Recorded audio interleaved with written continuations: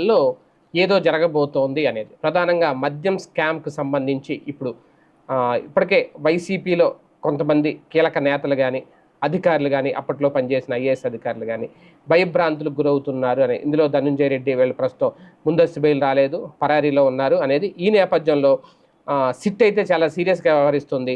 Dhanunjaya Reddy and team arrest కోసం పకడ్బందీగా పావులు కదుపుతోంది. వారిని అరెస్ట్ చేస్తే గనక సుప్రీంకోర్టులో విచారణకొచ్చే ముందస్తు బెయిల్ పిటిషన్ నిరర్ధకమవుతుందనే అంచనాతో ఎట్టి పరిస్థితుల్లో రేపు ఉదయం కోర్టు తెరిచే సమయానికి అరెస్టు చేయాలి అని సిట్ అధికారులు అయితే స్కెచ్ వేస్తున్నారట. ఏపీతో పాటు తెలంగాణ, కర్ణాటక రాష్ట్రాల్లో నిందితుల కోసం సోదాలు చేస్తున్నారు. అయితే ఎక్కడా చిన్న క్లూ కూడా లభించట్లేదట. పోలీసుల ప్రయత్నాలన్నీ విఫలమవుతున్నాయట. మొత్తానికి సుప్రీంకోర్టు తెరిచే సమయానికైతే కీలక పరిణామాలు చోటు చేసుకునే అవకాశాలు ఉన్నాయని ప్రచారం జరుగుతోంది.